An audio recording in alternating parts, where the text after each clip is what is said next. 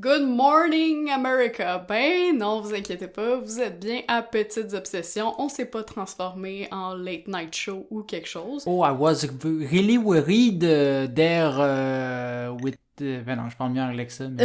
Ouais, ton anglais est un petit peu rouillé là-dessus. Donc, comme je le disais, vous êtes bien à Petites Obsessions, ce 17e épisode.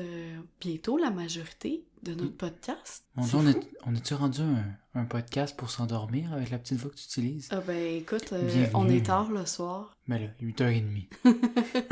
Je rigole. De quoi on va parler aujourd'hui, Will? Ben moi, je vais parler de moustiques ou de maringouins, comme on appelle au Québec. Oui, parce que là, on C'est est pas mal dedans, là. Pas mal dans la période, puis je voulais répondre à une des questions qu'on se pose tout le temps en été, c'est pourquoi il y a des gens qui se font piquer plus que d'autres? Tu sais, on connaît tout quelqu'un qui va sortir avec 56 piqûres, puis toi, t'en as comme 2-3, tu sais. Ben, est-ce que c'est ça ou genre tout le monde est comme « Ah, mais moi, j'ai le sang sucré, je me fais plus piquer. » Parce Non. qu'on dirait que moi, tout le monde dans mon entourage se fait plus piquer. Mais t'as peut-être une famille qui répond à tous les critères.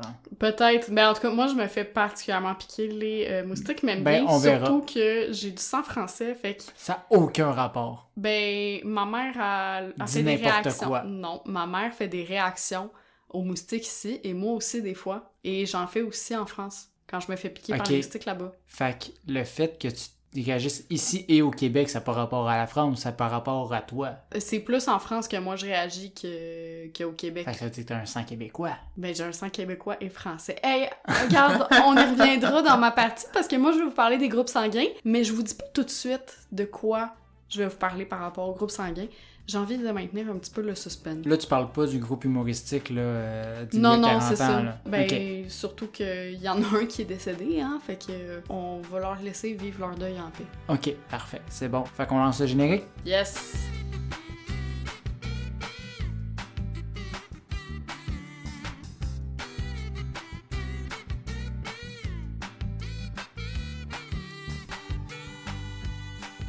Madame Maillé. Oui, c'est Oui. moi. Mais mademoiselle, je suis pas mariée. Ah oui, À moins que excusez. ce soit une demande. Oui, en plein podcast sur l'épisode sur les moustiques, c'est le moment que j'ai décidé d'utiliser. Mademoiselle Maillé. Oui. Aujourd'hui, je vais te parler ni plus ni moins d'un des plus grands fléaux de l'humanité. Oui. Mon sujet du jour est un insecte immonde, assoiffé de sang dont pourrait se passer l'humanité, et je ne parle pas de Vladimir Poutine, mais bien des moustiques. Ah, ben j'allais dire des vampires. Mais en même temps, Vladimir, c'est un vampire? Ça m'étonnerait pas. Peut-être.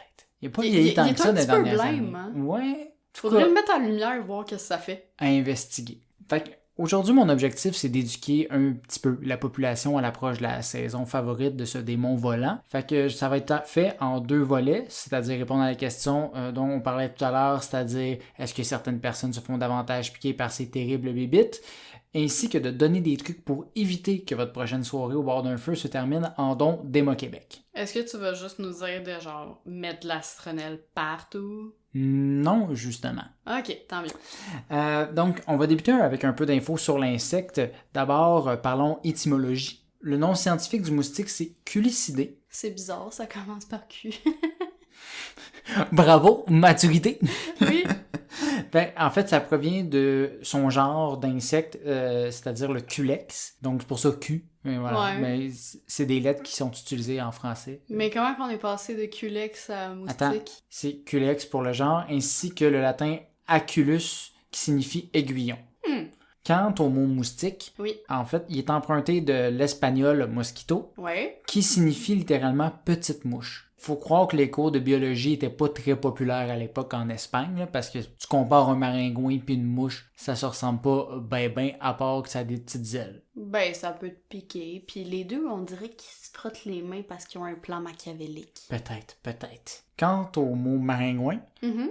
il revient à l'époque des premières explorations de l'Amérique par les Européens. Parce que oui, ces maudits insectes piqueurs nous énervaient déjà au 17e siècle. On retrouve une mention de ceux-ci dans un traité médical de 1632, les décrivant comme des petits animaux mais grands ennemis de l'homme. Oh! Le mot en soi proviendrait des langues tribales brésiliennes où il y avait les mots marvi, marwim et psarigui, OK. qui servait à décrire ces insectes-là selon le dialecte, là, parce qu'il y avait différentes Ouais. populations. Fait que c'était 3 mots qui étaient utilisés qui ressemblent un peu tous à maringouin. Fait que les marins européens, ben, ils ont repris ce mot-là, puis ça l'a vogué jusqu'à ici, quand ils ont remonté l'Amérique. Fun fact, ces mots ont aussi évolué au Brésil, parce que le mot pour les décrire aujourd'hui, c'est maringouin. Fait que on utilise le même terme que les Brésiliens ou presque. Mais bon, qu'on les appelle moustiques, maringouins ou culicidés, il s'agit pas juste d'un seul insecte désagréable. En fait, il en existe plus qu'une sorte. Le mot culicidé désigne en fait une famille d'insectes dans l'ordre des diptères. Les diptères, là, juste pour ton information, ça contient aussi les thons puis la mouche noire. Fait que tu sais, c'est un groupe que tu veux pas inviter à ton party de fête.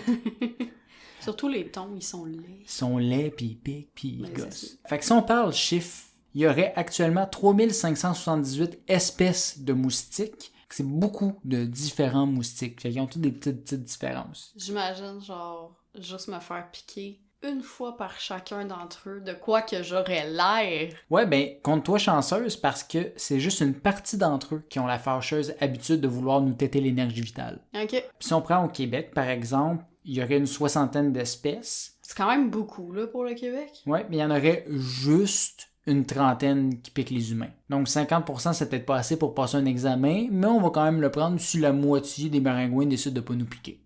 Parlant de piqueurs, faut aussi savoir qu'il s'agit seulement des femelles qui piquent. Les mâles, eux, sont occupés à butiner des fleurs dans les champs.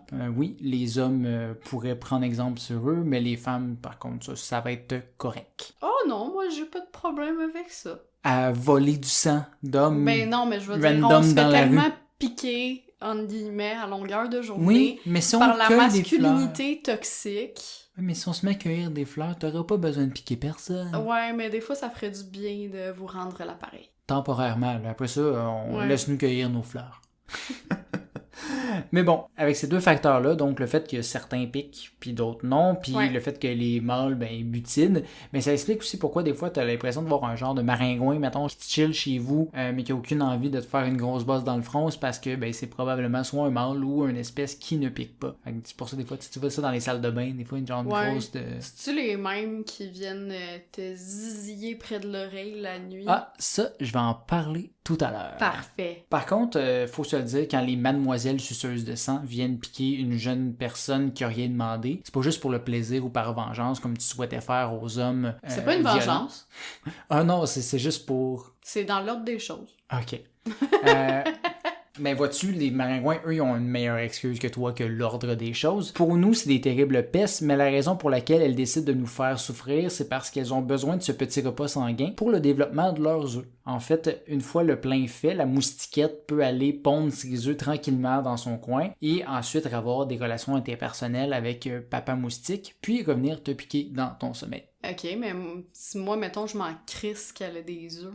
Ben, moi, je te dis pas que... T'as dit que c'était une raison valable. Non, j'ai dit que pour elle, elle a une raison. Elle fait pas juste comme vider de son sang puis le cracher à terre. Mais moi aussi, j'ai une raison si je vide de son sang quelqu'un. Oui. Je te sens de mauvaise foi ce soir. Quelle mouche t'a piqué? Boy. Quand je dis revenir te piquer dans ton sommeil, c'est parce que contrairement à l'abeille, ces sympathiques insectes, ben, ils peuvent piquer à plusieurs reprises dans l'objectif de pondre à nouveau et créer encore plus une grosse armée de leurs terribles confrères. Cool. Le même moustique pourrait revenir aussi vous piquer dans la même soirée s'il a été dérangé mais pas écrasé, puis qu'il n'a pas fait tout à fait le plein de sang. Fait que mettons, il est juste comme piqué à moitié, ben il va pas repartir tout de suite pondre les œufs, il va dire mais je vais me réessayer à piquer. Fait que tu peux avoir le même moustique qui va te piquer plusieurs fois dans la même soirée, puis ça se peut que tu le revois dans une semaine qui viennent te gosser encore. Oh non, je le reverrai pas dans une semaine. Ah, mais des fois, il y en a pas mal dans le soir. Hein. C'est Tu vrai. peux en manquer une coupe. Le fait qu'ils puissent piquer à plusieurs reprises est aussi une des raisons principales que ceux-ci vont transmettre des virus tels le virus du Nil. Parce que les moustiques, ben, ils deviennent généralement porteurs en piquant des oiseaux qui sont infectés par le virus. Puis, après ça, ben, ils ont la gentillesse de nous le transmettre dans un bel échange dans lequel on est tout sauf gagnant. Oh wow, c'est le fun, leur générosité. Est-ce que tranquillement, tu commences à les haïr encore plus que tu les détestais déjà? À peine. Parlant d'éléments non gagnants pour nous, pourquoi est-ce que ça démange autant quand on a une piqûre de maringouin? Parce que c'est rouge, fait que là, on est comme les taureaux. Mais à place de foncer sur le rouge, faut qu'on le gratte. Je sais pas, pas vrai. c'est pas ça. Surprenamment, hein, c'était une si bonne hypothèse Je quand suis même. sûre que t'avais trouvé plein de recherches scientifiques qui démontraient ça. Qu'on est comme des taureaux, ben oui. Ben non. moi, je suis taureau dans la vie. Fait que c'est peut-être toi encore plus, tu te grattes pour c'est ça. Mais en fait, à la base, quand la femelle te pique, elle salive, non pas juste par bonheur, mais pour t'injecter un petit anticoagulant dans le sang. En fait, l'objectif, c'est vraiment de juste neutraliser nos plaquettes afin que le sang reste liquide et ne bouge pas dans sa trompe. Wesh, ça nous bave dessus. Elle nous bave dessus. Ben oui. Dégueu. Mais ce anticoagulant, ben, il provoque aussi une réaction immédiate des cellules qui sécrètent alors de l'histamine. C'est un neuromédiateur responsable de la démangeaison désagréable. Ah, ben c'est pour ça qu'on appelle les médicaments anti-démangeaison des antihistaminiques. Mais oui, parce que ça pique, histamine. C'est ça qu'on sécrète. La sensation arrive normalement entre 30 et 60 secondes après la piqûre. La démangeaison va atteindre son pic entre 2 et 3 minutes après. Puis ça va se dissiper après 10 minutes. Fait que c'est pour ça aussi qu'on a l'impression que genre ça pique de plus en plus parce que ben littéralement on sécrète de plus en plus. Puis si on attend, ben après 10 minutes ça va s'estomper. Par contre, ben qu'est-ce qu'on a envie de faire? On se gratte. Puis bien que ça fait du bien sur le coup, ben quand tu te grattes, ben t'augmentes l'inflation à l'endroit. Fait que ça va faire que ton corps démange encore plus. Puis c'est un cycle. Mais y infini. a-tu aussi le fait qu'en grattant, t'étales un peu le... Probablement un peu l'anticoagulant, Ouais, mais c'est ça. c'est aussi le fait que ben, t'abîmes ta peau à cet endroit-là, j'avoue. veux pas, fait que ça fait de l'inflammation. Surtout moi qui se gratte jusqu'au sang, là, avec Ben, des griffes. c'est ça. Fait que là, un moment donné, ben, ton corps, il aime pas ben ça. Mais c'est Ah, vraiment... il est-tu plate? Mais oui, mais après ça, vient un point que c'est vraiment juste l'inflammation qui fait que Je comprends. ça pique. Mais la gang, si ça pique, mettez de l'aloe vera. Oui, ça C'est fonctionne, miraculeux. effectivement. Mais bon, c'est bien beau parler de la réaction quand on se fait piquer, mais c'est encore pire quand on se fait piquer 72 000 fois, puis que ton ami à côté se fait pas piquer du tout. Donc, on va répondre à la question, qu'est-ce qui fait que certaines personnes vont se faire piquer davantage? Moi, j'ai une anecdote là, par rapport à ça. Quand j'avais comme 11, 12, peut-être 13 ans, mais je pense plus 11, 12. Est-ce que l'anecdote a duré 13 ans? Oui. 3 ans? Non. En fait, j'étais allée dans une colonie de vacances, là, donc j'étais partie toute la semaine de chez mes parents, dans le magnifique comté de Saint-Donat, qui est très très beau. Sauf que en juin-juillet, mettons que... Il y a du moustique au pied carré. Ah ouais, il y en a de la bébête, là, pis t'attendent de pied ferme. Genre, ils s'occupent de toi bien plus que les moniteurs, OK? Puis j'avais compté, écoute, quand mes parents sont revenus me chercher, non seulement j'avais été piquée par une araignée sur la lèvre, fait que j'avais la lèvre supérieure complètement gonflée parce que j'avais fait une réaction, puis je m'étais pété la main en camping parce que j'étais tombée sur une roche qui me l'avait toute ouverte. Ça allait bien, ce voyage-là? Ouais. Mais en plus, j'avais compté et juste sur mes jambes, j'avais à peu près 200 piqûres de moustiques. C'est quand même beaucoup. Ouais, c'est beaucoup. Mais t'as peut-être fait des erreurs, puis on va en parler. Peut-être, mais en même temps, j'étais quand même bonne en maths, puis je veux dire... Non, je j'avais parle pas de... rien à faire en attendant mes parents, fait que... Je parle pas d'erreurs de compte, mais des erreurs qui ont fait que tu t'es fait plus piquer. Ah, peut-être. Donc, on va parler du premier élément attractif des moustiques. Ça s'applique à tous. Ben, c'est le dioxyde de carbone. Je t'apprendrai pas grand-chose quand je te dis, Hélène, que quand on respire, on expire du CO2. T'es-tu fucking sérieux? Ouais, je te le dis. Du coup, quand on fait cette action ultra provocatrice pour nos petites piqueuses, ben, ils vont être stimulés par ce gaz qui leur dit « Oh, il y a une victime qui est proche ». Comme le sang avec les requins dans l'eau. Oui, mais ça, c'est peut-être un mythe aussi, il faudrait le vérifier. Ouais. Par contre, dans tout cela, il faut se le dire que ben, les maringouins, à leur grosseur, ben, ils n'ont pas un cerveau très très gros, hein, veux pas. Donc, ils sont pas assez brillants pour aller en ligne droite vers la source de CO2. Fait qu'ils vont faire des back and forth à la recherche de la fameuse source de CO2. Tu me vois peut-être venir, ben, ça va être un mouvement de va-et-vient. Donc, plus ils vont s'approcher, plus ça va être autour de ta tête, puis ils vont tourner, puis là, ils vont aller faire des zzzz dans tes oreilles. Mais en même temps, ils ont genre 1500 yeux, là, ces bébêtes-là. Ben, les mouches, en tout cas. Je sais pas, les moustiques. Non, c'est pas... Ben, je dis, c'est 2 yeux, mais juste avec des formes. Oui, mais ils ont genre comme plein de... Oui, mais c'est... Ils voient pas le CO2, ils le sentent. Non, je le sais, mais je veux dire... Ah non, j'avoue qu'ils sont pas assez... gens pour reconnaître un humain, là. Ben, c'est ça. On y arrivera. On y arrivera à les rendre assez intelligents pour qu'ils reconnaissent un humain? Non, à savoir s'ils nous reconnaissent. OK. Certains moustiques seraient aussi attirés par l'acide lactique. L'humain en dégage quand même très peu, à part après un gros workout. Fait que ces types de moustiques-là, ben, ils sont plus attirés vers d'autres animaux que nous. Ok. Fait qu'on on peut s'en compter chanceux, mais c'est la deuxième chose qui l'attire le plus.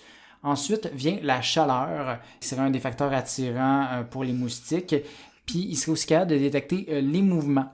Donc ton ami qui fait trop de mouvements de bras quand il parle, puis par ton ami, je veux dire toi, Hélène, ben t'es plus susceptible d'être... Je suis ma propre amie! Oui, c'est ça. Ben t'es plus susceptible d'être piqué parce qu'il va voir tes mouvements, va faire comme « Ah, c'est là que ça vient! » Parce que moi qui va être immobile à côté comme un ninja, il me verra pas.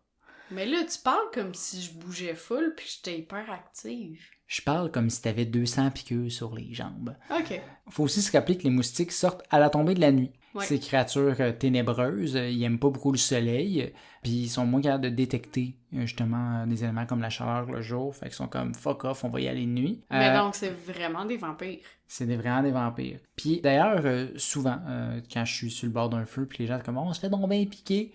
Mais je dis tout le temps aux gens que ben, c'est parce que le soleil est en train de se coucher, puis que dans 1 heure ou 2, ça va être moins pire. Puis c'est effectivement le cas. C'est vraiment plus parce que là, c'est le coucher du soleil, ils ressortent, mais après ça, ils sont quand même un peu paresseux, faut comme fuck off, puis ils vont se cacher dans un coin. Fait que c'est vraiment à la tombée de la nuit qu'il y a plus de maringouins. Après ça, vers 9-10 heures, c'est toujours moins pire. Ouais, mais si tu te tiens près du feu, puis ils sont attirés par la chaleur... Eh oui, on fait une erreur majeure parce que justement, ben là on est un groupe de gens qui bougent, qui ont du fun, qui dégagent du CO2 autour d'une source de chaleur. Fait que, of course, c'est comme une petite pancarte de buffet chinois sur le bord pour eux. Si on tombe vraiment plus dans le personnel, les moustiques sont aussi attirés par les odeurs. Ça, qu'elles soient bonnes ou mauvaises. Donc si tu te laves les cheveux avec un petit shampoing sucré ou tu te mets une shot de parfum à sortir le soir, ben tu tombes automatiquement plus dans l'œil de ces mini-vampires. Et même chose par contre, à l'inverse, t'es quelqu'un avec une forte odeur corporelle qui s'est pas lavé depuis 4 jours, tu vas aussi attirer davantage les moustiques. Fait que moins tu sens, mieux c'est. Certains moustiques auraient aussi besoin de plus de sucre dans leur alimentation et seraient attirés par les personnes qui mangent plus sucré et donc ont plus de sucre dans le sang. Donc quand tu parlais du sang sucré tantôt, pas de sang froissé, mais de sang sucré. Les diabétiques gare à vous. C'est ça. Les femmes enceintes attireraient aussi davantage les moustiques. Mais oui, ils sont 2, c'ti. Mais en fait, ça serait probablement plus parce qu'ils dégagent plus de CO2 puis de chaleur que la majorité des gens. Fait qu'au final, c'est pas tant femmes enceintes, ça peut être aussi des gros monsieur de 400 livres. Qui ont un bébé dans le bedon. Non, mais ça respire fort, mettons.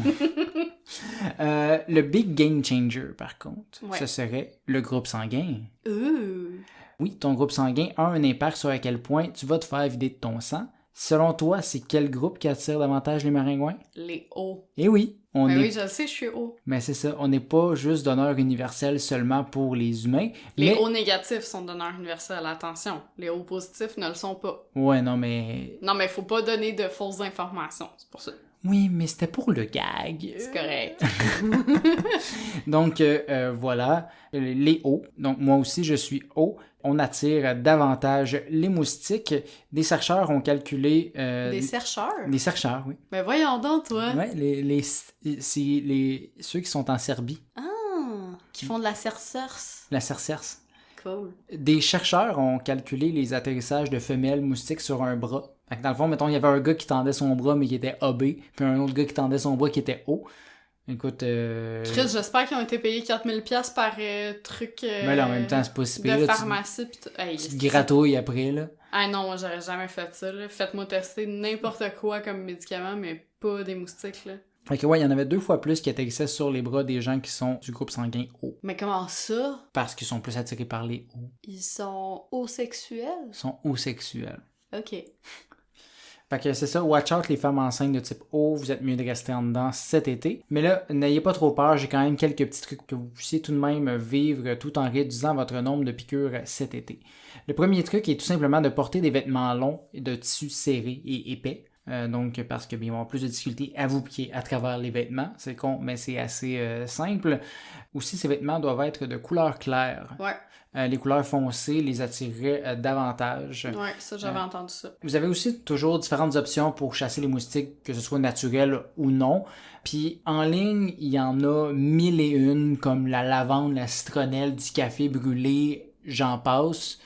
Du café brûlé. Oui, c'était genre, prenez des grains, allumez-les, puis mettez ça à côté de Faites votre un patio. feu de joie. Fait que là, on va se le dire, probablement ce que vous achetez, vous vous faites arnaquer. Utilisez pas ça. C'est une perte de temps. Ben, ça dépend quoi, là. Ben, c'est sûr que si t'achètes du chasse-moustique ultra toxique que tu te mets sur la peau qui va te Non, donner non, le cancer, mais- ça fonctionne.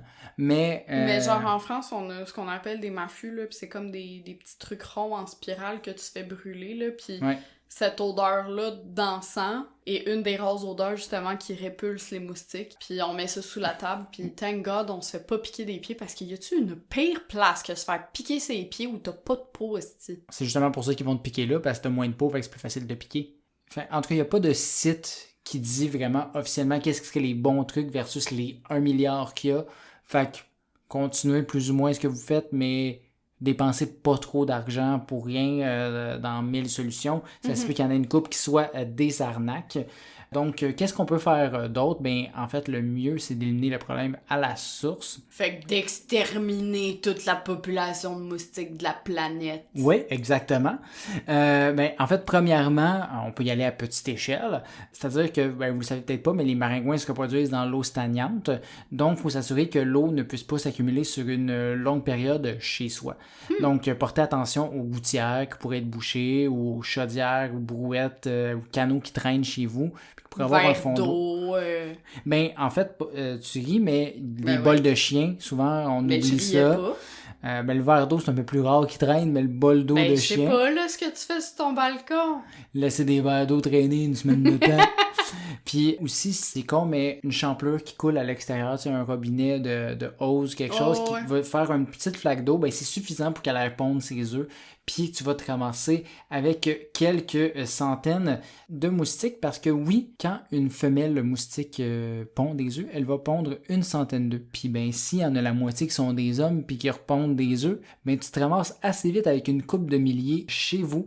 Fait que nettoyez vos flaques d'eau. C'est comme une femme enceinte qui accouche dans une piscine, dans le fond. Un peu, mais... Genre 100 femmes enceintes qui accouchent dans une piscine. Ben, c'était plus une femme enceinte qui accouche de 100 bébés, là. Ouais, mais c'est un peu trop lourd à porter, je pense. Mais c'est des mini-bébés. Ok. Faut aussi dire, par contre, que nos ennemis volants, ben, ils partent avec une certaine longueur d'avance au printemps. Parce que l'entièreté du Québec est une énorme étendue d'eau croupie pendant plusieurs semaines après que la glace ait fondu. Fait que ça leur laisse le champ libre pour se faire des larves au pied carré. Et tout ça, pourquoi? Ben, pas grand-chose, en fait. Parce que tu parlais d'exterminer les moustiques. Bien que les moustiques font partie de l'écosystème et du cycle de la vie tel que chanté dans le Roi Lion, certaines études se sont penchées sur la question « Et si demain matin, il n'y avait plus de maringouins? » Comment le monde se porterait-il? Exactement. Mais c'est sûr que ces chercheurs-là, ben, s'entendent pour dire qu'à court terme, il y aurait un impact sur la population des oiseaux ou des poissons qui se nourrissent des maringouins. On pourrait voir la population de certains oiseaux diminuer de moitié à court terme, mais ils s'entendent qu'à long terme, ben, il y aurait probablement un autre insecte qui prendrait sa place, puis il n'y aurait pas trop d'impact. Fait que, in the end, s'il n'existait pas, ça serait pas grave. Mais laissez pousser vos pissenlits pour sauver les abeilles. Ça, c'est important. Pour toute la chaîne alimentaire et tous les biens de consommation que vous achetez chaque jour, ben, laissez vivre les abeilles en paix. Oui, malheureusement, un des trucs pour avoir moins de moustiques que j'ai lu, c'était de garder sa pelouse courte. Fait en tout cas, on peut pas avoir le beurre puis l'argent du beurre. Puis malheureusement, ben, ces petites bêtes désagréables, ben, font pas partie de la watchlist de la WWF. Il ne reste pas de disparaître de sitôt. Mais Chris, à 100 par portée, je pense pas. Non, en effet. Non, ça c'est sûr. Puis à la base, ben, ils sont apparus il y a 245 millions d'années. Fait que quand même, ça fait un bout qui t'offre. Puis ils ont colonisé l'entièreté du globe, incluant l'Arctique. Fait que oui, si tu vas au pôle Nord, tu peux te faire piquer par des maringouins. Bon, ben le Père Noël, on va remettre notre voyage, hein? Moi, ben déjà, c'était pas dans mes plans. Donc, qu'est-ce qu'on peut faire quand même pour diminuer la population encore plus de maringouins? Ben, il y a des entreprises comme GDG Environnement où j'ai fait mon stage en RH back in the days qui font du traitement biologique des insectes piqueurs. C'est aussi une entreprise cofondée par mon oncle à la base, mais ça, c'est une autre histoire. Il était malheureusement décédé lorsque j'y ai travaillé, mais au moins, j'ai pas été sélectionné par népotisme, du moins directement, en tout cas. Le gars qui essaye de se justifier un petit peu trop, là. À peine. Fait que, juste pour vous donner un petit cours 101, ben, c'est un traitement qui est fait 100% écologique avec du BTI. Le BTI, c'est une bactérie qui se retrouve naturellement dans le sol, puis qui a comme particularité de cibler uniquement les larves de moustiques et de mouches noires. Donc, ces larves-là, ils ne pourraient pas se développer en maringouins qui volent, fait qu'ils vont finir en larves. Ça n'infecte pas les oiseaux, les poissons, les grenouilles lorsqu'utilisé. C'est vraiment juste les moustiques et mouches noires. Le traitement se fait dans les sources d'eau stagnantes, puis c'est fait par avion ou avec des pulvérisateurs, donc des gars avec des backpacks qui vont pusher ça dans le bois au Québec. Des gens beaucoup plus dévoués que moi que j'ai recrutés back in the days. Ceci étant fait par l'entremise de contrats avec les différentes villes du Québec, comme Trois-Rivières et Mont-Tremblant, parce que oui, ça sert à ça aussi la taxe Tremblant, mais en fait, ça a quand même un bon effet parce que ça fait que la population bénéficie d'une diminution entre 80 et 95% de nuisances d'insectes piqueurs. Fait que le tourisme les en remercie. Donc, ça vous intéresse, vos municipalités peuvent faire le traitement aussi, mais il faut faire la demande, puis en tout cas, il faut que vous soyez plusieurs, j'imagine, parce que ça doit coûter un bras, ça, c'est pas le bout que je sais.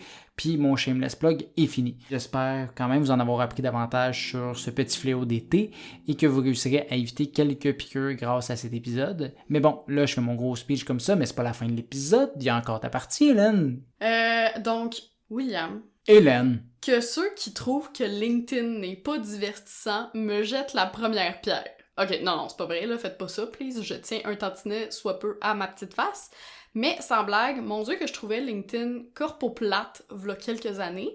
Puis, à un moment donné, j'ai fait une montée de lait par rapport à une offre d'Olivier Primo, là. On le salue s'il nous écoute, ce qui m'étonnerait grandement. Probablement. Parce qu'il a jamais répondu à ma lettre ouverte. Mais bon. C'était ouvert. Oui, je sais.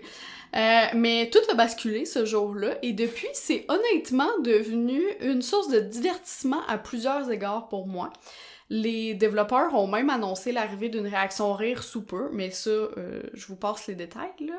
Là, c'est major news, là. Ouais, c'est ça, je sais pas quand est-ce que ça arrive, mais j'attends ça avec impatience parce que, mon Dieu, que j'en ai eu des éclats de rire à travers des publications LinkedIn, croyez-moi. Puis j'ai un bon sens de l'humour, quand même, là. Ça dépend. Les jeux de mots font partie principalement de ton... Ah non, mais je veux dire, sur LinkedIn, c'est pas juste des jeux de mots, là. Ouais. Mais bref, là, tu dois te demander pourquoi je te parle de LinkedIn quand toi, tu viens de parler de moustiques. Ben justement, c'est que mon sujet d'aujourd'hui, il m'a été inspiré d'une publication de Nadine Haddad, que je salue si elle écoute cet épisode. Bonjour. Bonjour.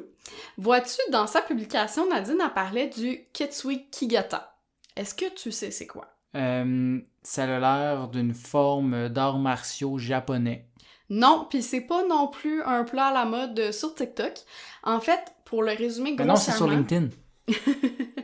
Pour le résumer grossièrement, c'est une théorie japonaise selon laquelle ta personnalité est influencée par ton groupe sanguin. Tu m'as bien comprise. Oui, j'y crois. Attends. Ok. Tu vas comprendre. Peut-être que je vais être surpris par les résultats, puis je vais être... Il y a quand même apparemment 70% des Japonais qui y croient encore. Fait que c'est major, là. Bref. On se rappelle que dans le système sanguin ABO, il y a 4 groupes sanguins, A, AB, B et O, hein? Mm-hmm. Selon la présence ou non des antigènes A et B dans le sang, d'où pourquoi la troisième lettre, c'est pas C, mais O, puis pourquoi on a AB, mais ça veut dire qu'il y a l'antigène A et l'antigène B dans tes cellules. Fuck les antigènes! Moi, je n'ai pas de besoin! Exactement.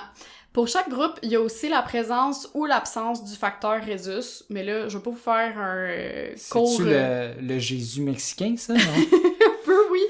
Mais je vais pas vous faire un cours de biologie, là, vous avez sûrement vu ça en secondaire 3, mais en fait, le facteur Rhésus, c'est ce qui est représenté par le positif ou le négatif. Fait que dans le fond, c'est comme une enzyme de plus que t'as dans ton sang. Puis c'est pour ça que les négatifs peuvent donner du sang au positif, mais le positif peut pas donner du sang au négatif parce qu'il y a pas l'enzyme pour traiter ce sang-là. Fuck l'enzyme, je n'ai pas de besoin! Toi, t'es au négatif? Ah non, mais j'ai dit positif, non, ok. Non, c'est ça, fait que toi, t'as l'enzyme. Haha! Dans vos dents! Mais je peux pas donner. Ben, tu peux pas donner à des négatifs parce qu'ils ont pas le plus. Ils ont pas le Rhésus. Ah, ok, parce que c'est des losers, eux autres, c'est bon. Si tu veux. Bref. Je pense pas que les O négatifs sont des losers étant donné que c'est les donneurs universels. Si vous êtes O négatif, je vous invite à aller donner du sang. Les banques de sang en manquent énormément en ce moment, puis ça peut sauver des vies. Bref, fin de ma petite parenthèse, Rhésus a très peu d'impact sur le caractère, étant donné que selon la théorie du Ketsui-Kigata, Il y a 4 types de personnalités selon les 4 groupes sanguins. Ok, fait que c'est pas le plus puis le négatif, Non. ça l'affecte pas, c'est vraiment par les lettres. Ouais, exactement. Fait que oui, maintenant, en plus de tes séances avec un psy, de ton signe du zodiaque et de ta majorité de C dans le dernier test, as-tu ce qu'il faut pour être chasseuse de loup-garou du magazine Cool? Tu peux faire une énième introspection grâce à ton groupe sanguin. Oui, ce test existe. Ah, l'affaire du loup-garou? J'ai eu mal en dedans. Je lisais ça, Mais- moi, quand j'étais jeune. Mais moi, je veux savoir, c'était quoi ton résultat? Mais je l'ai pas fait, le test, j'ai juste Mais pris le là, nom. je suis déçu. Mais je le ferai, puis je vous en ferai une publication Yes. sur Insta ou une story, quelque chose. Bref, tu ris, là, tout ça, mais au Japon, c'est vraiment considéré comme un indicateur de la personnalité. Et oui, beaucoup y croient tellement qu'il suffit pour déterminer leur compatibilité amoureuse, par exemple. Un peu comme avec cet outil très scientifique qui est le Love Calculator, hein. Of course. La théorie de la personnalité du groupe sanguin nous provient du psychologue Takeji Furukawa. En 1927, il enseignait dans une école pour femmes, puis un bon matin, il s'est levé, puis il a commencé à remettre tout le système éducatif en question, en particulier le principe d'admission sur la base des compétences académiques. OK. En fait, il se disait qu'on devrait plutôt pencher vers un système qui considérerait la personnalité des candidats que leur simple rendement académique. Sur la base de cette prémisse... Qui est pas fou. Ce qui est pas faux. Mais sur la base de cette prémisse, il a écrit un article non scientifique intitulé « Étude du tempérament selon le groupe sanguin ». J'ai pas plus d'informations que ça de pourquoi il a choisi le groupe sanguin et non Ouais, le gars, la il dit- couleur de peau, l'orientation sexuelle, Ben, tu sais, ça peu fait pas ta importe, là. personnalité, là. Mais oui, mais le groupe sanguin, ça affecte pas plus ta personnalité. Ouais, non, le gars, il a comme Tu parti... choisis pas tu choisis pas ton groupe sanguin comme tu choisis pas ton orientation, comme tu choisis pas... Ouais, mettons que Tu sais. le gars, il a dit... Il est parti sur une bonne prémisse, puis après ça, il a chiré à droite assez vite, là. C'est ça. Je suis d'accord avec lui que le système éducatif, il est complètement archaïque et très peu inclusif en ce qui concerne le spectre de la neurodiversité, mais de là à dire qu'il existe que 4 types de personnalités et qu'on devrait se fier au fluide corporel des candidats pour savoir si on les admet ou non au sein d'une institution, c'est drôle, on dirait que je suis moins convaincue tout d'un coup. Ouais, c'est sûr que là, tantôt, t'avais l'air bien enjoué, là, tout d'un coup, un peu moins, là. Ouais. Avec la Seconde Guerre mondiale, les Japonais avaient, semble-t-il, d'autres préoccupations que l'introspection sanguine, les principales étant sûrement Hiroshima et Nagasaki, hein, on se demande pourquoi. Ça aussi, c'est des plats, hein. Oui, non, c'est ça, c'est pas des sushis, là, on parle Ah, pas ok. de sashimi ou maki, là, Ok. on parle d'îles qui ont été bombardées, voilà. Oui, ça. Fait que cette théorie-là de la personnalité selon les groupes sanguins, elle est un peu tombée dans l'oubli jusque dans les années 70. À cette époque, Masahiko Nomi, un journaliste, s'est intéressé aux travaux de Takeji Furukawa, donc le psychologue dont je te parlais plus tôt, et il a fini par écrire un livre sur la relation entre le groupe sanguin et la personnalité. Puis évidemment, ben, c'est devenu un best-seller. Encore une fois, où est-ce qu'ils ont trouvé ça? Comment ils ont fait le lien? Je le sais pas, honnêtement, j'ai peut-être pas assez poussé mes recherches, mais ou peut-être que c'est juste écrit en japonais, et malheureusement, je n'ai pas eu le temps d'apprendre le japonais. Mais là, Ouais, je le sais, j'aurais pu faire un effort. Mais bref, comme toute bonne théorie, elle s'est évidemment attiré quelques contestations, à commencer pourquoi. par le fait qu'il y aurait pas de base scientifique solide qui nous permettrait d'établir une telle relation entre le groupe sanguin et la personnalité. Fait que Ouais. l'engouement, il s'est peu à peu estompé. ouais, fait qu'il est parti de où pour trouver ses... Je sais pas. OK. Fait que tu vas juste nous dire qu'est-ce qu'il y en est... Je vais juste vous éventuellement. dire c'est quoi votre personnalité. OK. Mais on sait pas J'arrive. pourquoi. On sait pas pourquoi. OK. Mais les habitants du pays au soleil levant gardent tout de même encore aujourd'hui une fascination pour ces lettres qui coulent dans nos veines, tellement Oh, wow. que... Je sais, c'était poétique, hein? Tellement que sur la version japonaise de Facebook, tu peux justement indiquer ton groupe sanguin dans tes infos personnelles. Et oui, Très important. c'est clair qu'il y a des catfish qui changent le leur parce qu'ils aiment pas leur personnalité qui est associée à leur groupe sanguin ou pour éviter d'être discriminés. Parce que oui, tu peux discriminer quelqu'un en raison de son groupe sanguin au même titre que le racisme, le sexisme ou l'hellénisme, dans le sens de discrimination de moi, là, Hélène, pas dans le sens de civilisation grecque. Bref, cette forme de préjugé Oui, de boomers... tu es tellement discriminée, Hélène Maillé. J'ai pitié de toi. Hey, tu le sais pas, ok? You know my name, not my story. Bref, cette forme de préjugé de boomers s'appelle le burahara. C'est bien beau comme nom. C'est la burrata du racisme. Ça a du sens. Bref, mais là, je sais ce que tu te demandes, c'est quoi les différentes personnalités associées au groupe sanguin? Please. Ben, c'est parti pour l'hématoroscope. Et oui, Comme- j'ai osé. Ok, c'est toi qui... Oui, c'est moi qui ai inventé ça, ce néologisme-là. T'es si heureuse. Oh ouais. Tu vantais que t'avais un grand sens de l'humour il y a 10 minutes. Je dis pas que j'ai un grand sens de l'humour, je dis que j'ai un bon sens de l'humour. Ok. C'est différent, nuance.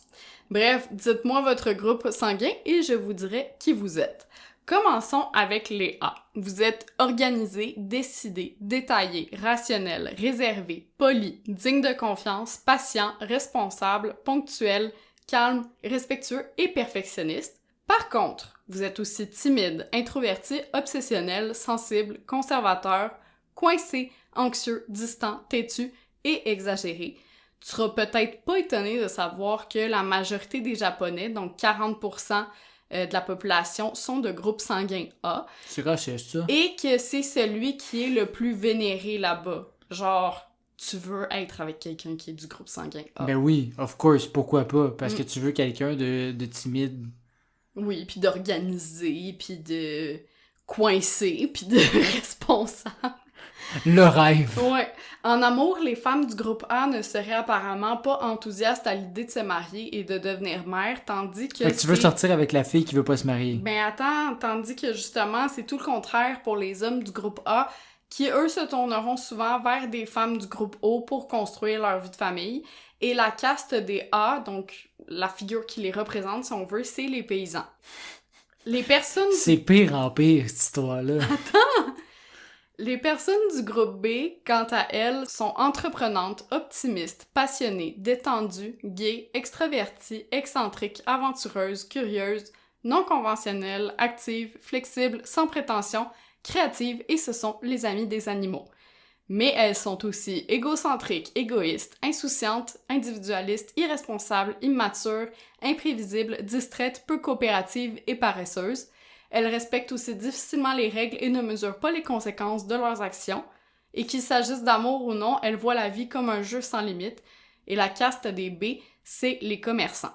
Moi, j'allais dire, la gang que tu veux pas avoir comme amis, c'est comme « Ah, ils sont super joyeux pis ils aiment les animaux. » Mais finalement, c'est des personnes égocentriques qui veulent votre mort. Comme « Ok, ben finalement, ça va être correct. Mais non, ils veulent pas ta mort. Attends, là, on n'est pas arrivé au haut encore.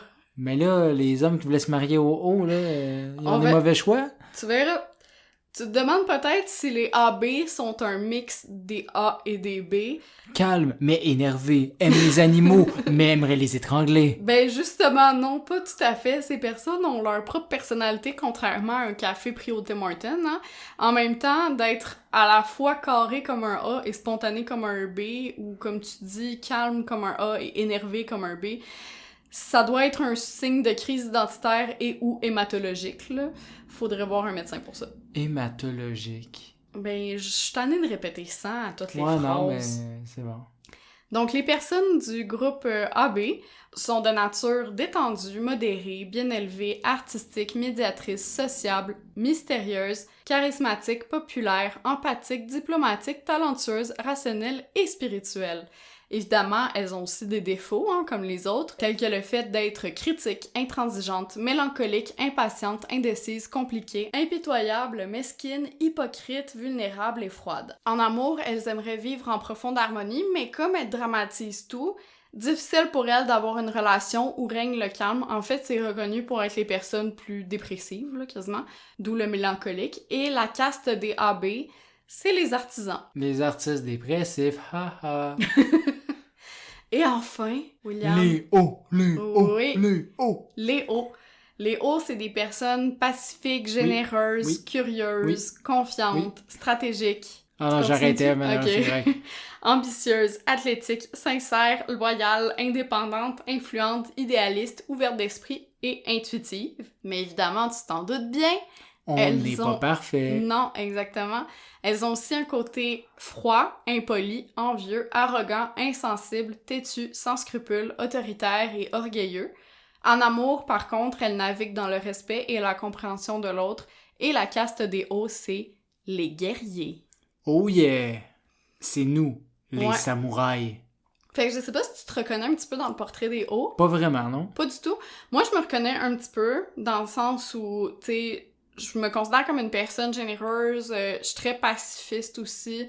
Ouais. Je suis confiante sur certains trucs, je suis ambitieuse, athlétique, ça me rejoint pas non, vraiment. Non, mais c'est ça, là. c'est que j'ai l'impression qu'il y avait des attributs que à chacun que j'ai fait genre « Ah oui, ça c'est moi! » Ouais. C'est comme, c'est pas un test de personnalité toi, très... Comme le côté insensible des O, je l'ai, mais absolument pas du tout. Ah oui? Toi, ouais, toi moi, sensible. Je suis empathique comme les AB, là, c'est mon côté artiste sûrement, mais en même temps, je suis très orgueilleuse. Fait ça, que, oui. Il y a comme un petit peu de tout qui fonctionne. Fait que ça fait le portrait de chaque personnalité des groupes sanguins. Mais comme je te l'ai dit plus tôt, on se sert aussi de ces informations-là à toutes les sauces, hein, pour choisir son futur mari, mais aussi pour engager un employé, hein, parce que oui, pourquoi pas faire de la discrimination à l'embauche. Et même s'identifier à des personnages de jeux vidéo. En fait, dans beaucoup de jeux vidéo japonais, dans les fiches descriptives de personnages, on va mettre leur groupe sanguin. Puis là, tu dois te demander quel groupe est compatible avec quel groupe. Hein? Est-ce que nous, en tant que O, on est compatibles ensemble? Eh bien, les A, ils sont compatibles avec les A et les AB. Les B sont compatibles avec les B et les AB. Et les O sont compatibles avec les O et les AB. Yes! Fait que, oui, les AB, comme tu l'auras compris, gardent le surnom de receveur universel, enfin pour les négatifs, puisqu'ils sont compatibles avec tous les groupes. Hey, ils sont chanceux quand même. Ouais. Par contre, les AB sont pas du tout les plus avantagés. Plusieurs études ont révélé que les personnes de groupe O, positifs comme négatifs, ont plus souvent une santé de fer, même s'ils vont se faire plus piquer que les autres. En fait, elles ont... C'est pour ça qu'ils veulent notre sang. C'est ça. En fait, elles ont moins de risques de développer des pathologies cardiaques. Même qu'il y a des recherches, dont une menée par Donna Devine, scientifique en chef de la Société canadienne du sang, ont conclu que les personnes du groupe O ont 13 à 30% moins de chances de contracter la COVID-19 comparativement aux autres groupes. C'est pour ça. Ben c'est ça. Si elles contractent tout de même le coronavirus, fort à parier que ça prendra une forme moins sévère chez les O, et c'est peut-être pour ça, Will, que toi et moi, on résiste encore et toujours à l'envahisseur, étant donné qu'on est O tous les deux et qu'on n'a pas eu, à notre connaissance, la COVID jusqu'à présent. On touche du bois. Les O, c'est les guerriers. C'est ça. Fait que c'est ce qui conclut notre épisode 17, bientôt la majorité pour notre podcast. Si vous aimez notre évolution, ben on vous invite à vous abonner sur votre plateforme d'écoute préférée et aussi à nous rejoindre sur les réseaux sociaux, hein, que ce soit Facebook, Instagram ou TikTok. Tous les groupes sanguins et toutes les personnalités sont les bienvenus! Wow! Puis si vous aimez pas notre évolution, ben écrivez-nous qu'est-ce que vous voulez qu'on parle, puis on va pouvoir en parler. Ben oui, écoute, nous on aime ça recevoir des sujets des gens. On est ouvert. Ouais. Fait que là-dessus, on se dit à dans 2 semaines. Bye bye!